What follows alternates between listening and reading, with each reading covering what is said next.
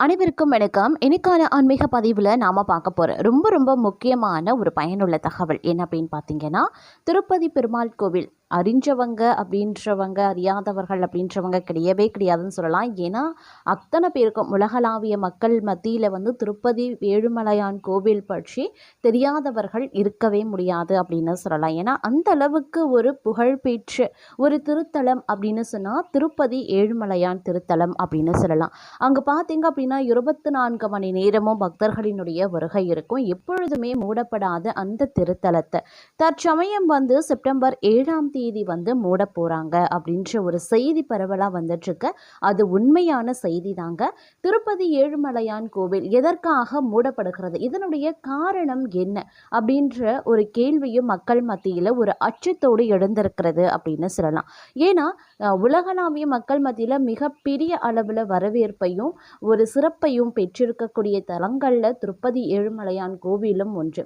திடீரென்று அந்த கோவில் மூடப்படுவதற்கான காரணம் அப்படின்றது மிகப்பெரிய அளவில் அச்சத்தை ஏற்படுத்துகிறது. ஏன்னா அந்த கோவிலில் ஏதேனும் விபரீதம் ஏற்பட போகிறதா, இல்லை வேறு ஏதேனும் உலக நிகழ்வுகளில் அச்சம் ஏற்படுவதற்கான காரணங்கள் இருக்கப்பெற போகிறதா அப்படின்ற மாதிரியான பயம் நிறைய பேர் மத்தியில் எழுந்திருக்கும். அதற்கான காரணம் என்ன, அந்த அச்சம் நீங்கள் பயப்படுற அளவுக்கு பெரிய விஷயமா அல்லது சிறிய விஷயமா அப்படின்ற மாதிரியான பல சுவாரஸ்யமான தகவலோடு இன்றைக்கான வீடியோ பதிவில் நாம் பல முக்கிய பயனுள்ள தகவலையும் சேர்த்து பார்க்க போகிறோம். ஸோ இந்த பதிவு உங்களுக்கு பல வகையில் நன்மையை ஏற்படுத்தும். வீடியோவை ஸ்கிப் பண்ணாமல் கடைசி வரைக்கும் பாருங்கள். வீடியோக்குள்ளே போகிறதுக்கு முன்னாடி இது வரைக்கும் நீங்கள் நம்ம சேனலை சப்ஸ்கிரைப் பண்ணலை அப்படின்னா உடனே சப்ஸ்கிரைப் பண்ணிக்கோங்க. அப்படியே பக்கத்தில் இருக்கக்கூடிய நோட்டிஃபிகேஷனுக்கான பெல் பட்டனையும் ப்ரெஸ் பண்ணிக்கோங்க. சரி நேயர்களே, வாங்க வீடியோக்குள்ளே போகலாம். நேயர்களே, திருப்பதி ஏழுமலையான் கோவில் ஆந்திர மாநிலம் சித்தூர் மாவட்டத்தில் இருக்கக்கூடிய திருவேங்கட மலையில் அமைஞ்சிருக்குங்க. இந்த திருத்தலம் அப்படிங்கிறது விஷ்ணுவினுடைய அவதாரமான வெங்கடேச பெருமானுக்கு அர்ப்பணிக்கப்பட்ட புகழ்பெற்ற வைணவ தலம் அப்படின்னு சொல்லலாம். இந்த கோயிலில் சேஷாஸ்திரி, கருடாத்திரி போன்ற 7 மலைகளின் மீது அமைந்திருக்கக்கூடிய ஒரு திருத்தலம். 7 மலைகளுமே அதிபதியாக இருக்கிறதுனால இங்க இருக்கக்கூடிய பெருமாள் ஏழுமலையான் அப்படின்னு அழைக்கப்படுகிறார். திருப்பதிக்கு ஆந்திரா, தமிழகம் மட்டும் கிடையாதுங்க, உலகின் பல்வேறு பகுதிகளில் இருந்தும் தினமும் பார்த்தீங்கன்னா லட்சக்கணக்கான பக்தர்கள் வருகை புரிந்துட்டு தான் இருக்காங்க. திருப்பதி ஏழுமலையான் கோவில் பார்த்தீங்க அப்படின்னா தற்பொழுது மூட போகிறது அப்படின்ற ஒரு செய்தி பரவலாகி வந்துட்டுருக்கு அப்படின்னு சொல்லலாம். அதற்கான காரணம் என்னன்னு கேட்டிங்கன்னா, பயப்படுற அளவுக்கு இது ஒன்றும் பெரிய விஷயம் கிடையாதுங்க. ஏன்னா கிரகண நேரத்தில் கோயில்கள் மூடப்படுவது அப்படிங்கிறது விளக்கமான ஒன்று தான். நிகழவிருக்கக்கூடிய கிரகண நேரம் செப்டம்பர் 7ஆம் தேதி நிகழ இருக்கக்கூடிய கிரகண காலத்தில் இந்த கோயில் மூடப்படுகிறது. அதன்படி செப்டம்பர் 7ஆம் தேதி ஞாயிற்றுக்கிழமை இரவு 9:50 மணிக்கு சந்திர கிரகணம் ஆரம்பித்து மறுநாள் திங்கட்கிழமை அதிகாலை 1:31 மணிக்கு நிறைவடைதுங்க. இந்த கிரகண நேரத்திற்கு 6 மணி நேரங்களுக்கு முன்பே கோயில் கதவுகள் மூடப்படுவது வழக்கம். அதன்படி திருப்பதி ஏழுமலையான் கோவில் வருகிற 7ஆம் தேதி மாலை 3 மணி முதல் மறுநாள் அதிகாலை 3 மணி வரைக்கும் சுமார் 12 மணி நேரம் மூடப்படும் அப்படின்னு சொல்லியிருக்காங்க. அதற்கு பிறகு 8ஆம் தேதி அதிகாலை 3 மணிக்கு சுப்ரபாரதம் மூலம் கோவில் கதவுகள் திறந்து கோவில் முழுவதும் சுத்தம் செய்யப்படும். அதற்கு பிறகு புண்ணியாசவனம் நடத்தப்படுதுங்க. அதைத் தொடர்ந்து தோமாலை சேவை, பஞ்சாங்க ஸ்வரணம், அர்ச்சனை சேவை ஆகியவை ஏகாந்தமாக நடைபெறும். காலை 6 மணி முதல் பக்தர்கள் தரிசனத்திற்கு அனுமதிக்கப்படுவாங்க அப்படின்ற தகவலை திருமலை திருப்பதி தேவஸ்தானம் தெரிவித்திருக்காங்க.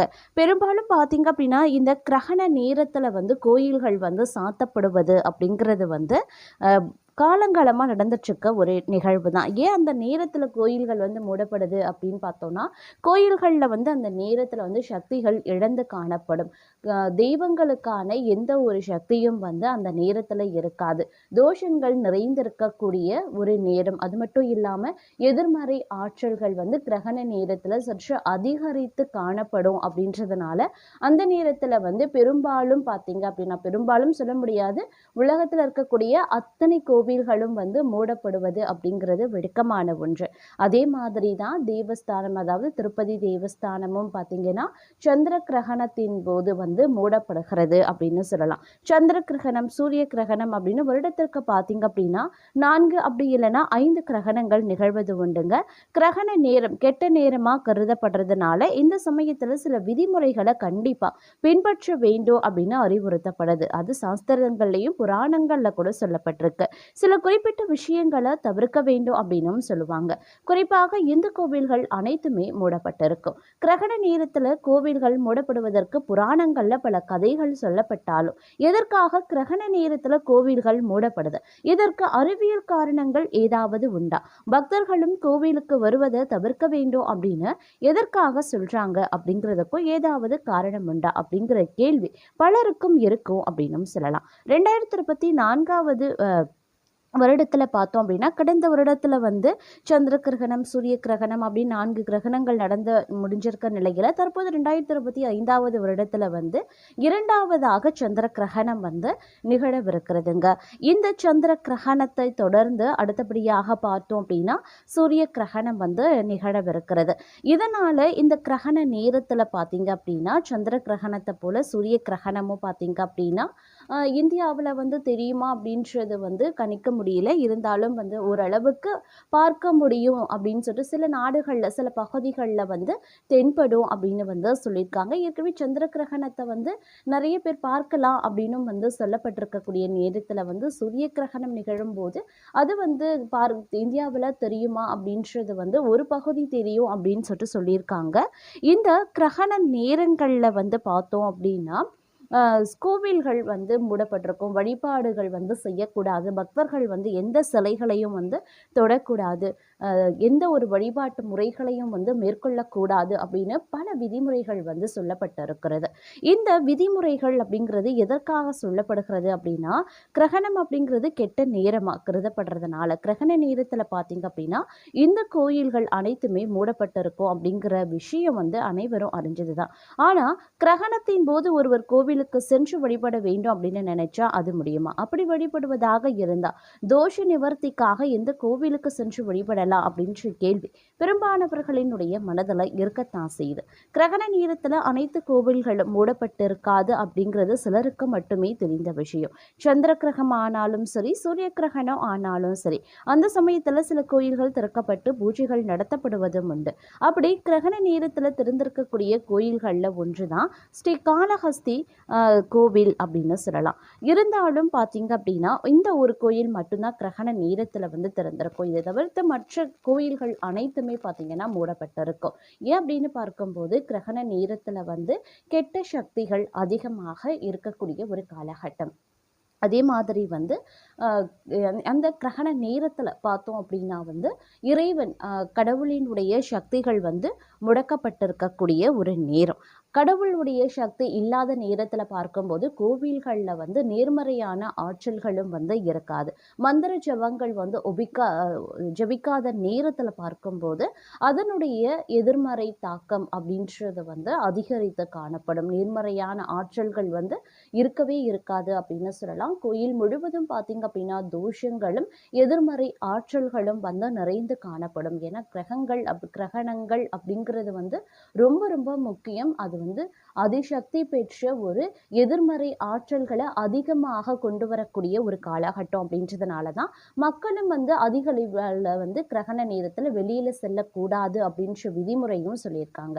ஏன்னா அந்த நேரத்தில் நம்ம வெளியில போனாலும் அந்த எதிர்மறை ஆற்றல் நம்மளை தாக்க செய்யும். இதனால பயம், பதட்டம், கோபம் இந்த மாதிரியான நிறைய உணர்வுகள் மக்கள் மத்தியில் ஏற்படுவதோடு மட்டும் இல்லாம தேவையில்லாத இடையூறுகள், பிரச்சனைகள், இடைஞ்சல்களும் வந்து உருவாகும். அதே மாதிரி வந்து கிரகண நேரத்துல வந்து நாம கோவிலுக்கு சென்று வழிபடுவதன் காரணமா நமக்கு எதிர்மறை ஆற்றல்கள் அதிக அளவுல சேருவதோடு மட்டும் இல்லாம நமக்கு வந்து தோஷங்களும் ஏற்படுது. இந்த தோஷங்கள் பார்த்தீங்க அப்படின்னாலும் எதிர்மறை ஆற்றல் பார்த்தீங்க அப்படின்னாலும் குடும்பத்திற்குள்ளாக நிறைய பிரச்சனைகளை வந்து அது ஏற்படுத்தும். நிறைய இருக்கக்கூடிய விஷயங்களை வந்து பெரிதாக்கும். நிறைய சின்ன சின்ன விஷயங்கள் கூட பெரிய அளவுல பிரச்சனைகளை ஏற்படுத்தலாம், இல்லை புது புது பிரச்சனைகள் உருவாகலாம். இந்த மாதிரியான நிறைய எதிர்மறை தாக்கங்கள், விளைவுகள் மோசமான விளைவுகள் வந்து ஏற்பட ஆரம்பிக்கும். அப்படிங்கிறதுனால கிரகண நேரத்தில் மக்கள் வெளியிலையும் செல்லக்கூடாது, கோவில்கள்லையும் சென்று வழிபடக்கூடாது அப்படின்னு சொல்வதுண்டு. அதே மாதிரி சிலைகளுக்கு வந்து எதிர்மறை ஆற்றல்களை வந்து சீக்கிரம் இழுக்கக்கூடிய தன்மை இருக்கும். ஏன்னா நேர்மறை ஆற்றல்கள் இல்லை அப்படின்னும் போது சிலைகள் மீது எதிர்மறை ஆற்றல்கள் அதிகமாக படிந்திருக்கக்கூடிய ஒரு தருணம். அப்படிங்கிறதுனால தான் சிலைகளையும் வந்து தொடக்கூடாது அப்படின்ற ஒரு விதிமுறையும் ஏற்பட்டிருக்கிறது. இவ்வாறாக பார்த்தோம் அப்படின்னா கிரகண நேரங்கள்ல நாம வந்து வெளியில செல்றதையோ இல்ல கோவில் இறைத்தலங்கள்ல வந்து நாம வழிபடுவதையோ வந்து மக்களுக்கும் அது வந்து பேராபத்தை ஏற்படுத்துகிறது. இறைவனுக்கும் அது வந்து சால சிறந்த நேரம் கிடையாது. அப்படிங்கிறதுனால தான் கோவில்கள் வந்து மூடப்பட்டிருக்கிறது. அது கிரகணம் முடிஞ்சதற்கு பிறகு பார்த்தீங்க அப்படின்னா வீடும் சரி கோவில்களும் சரி சுத்தப்படுத்தி விட்டு அதற்கு பிறகு தான் வந்து மந்திர ஜபங்கள் ஓதப்பட்டு அதுக்கப்புறம் வந்து சிறப்பு அபிஷேக ஆராதனை செய்து பக்தர்களினுடைய தரிசனத்திற்காக திறக்கப்படுவதுண்டு. அதே மாதிரி தான் திருப்பதி தேவஸ்தானமும் வந்து திறக்கப்படும் அப்படின்னு வந்து கோவில் நிர்வாகம் அறிவித்திருக்காங்க.